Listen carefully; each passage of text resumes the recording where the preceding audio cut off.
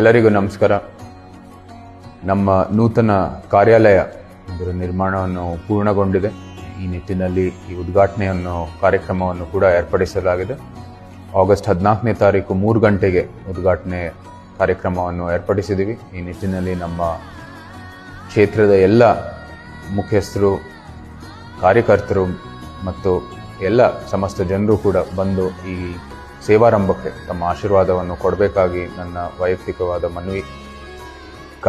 ನಮ್ಮ ಆಫೀಸು, ನಮ್ಮ ಸಂಸ್ಕೃತ ಪಾಠಶಾಲೆ ಎದುರುಗಡೆ ಇರುವ ಈ ಪಬ್ಲಿಕ್ ಆಫೀಸಸ್, ಸಾಮಾನ್ಯವಾಗಿ ಇದು ಕಾರ್ಡೆ ಆಫೀಸ್ ಅಂತ ಕರೆಯಲಾಗುತ್ತೆ, ಅಲ್ಲಿ ಆಫೀಸಿನ ಕಾರ್ಯಾಲಯ ಇರುತ್ತೆ.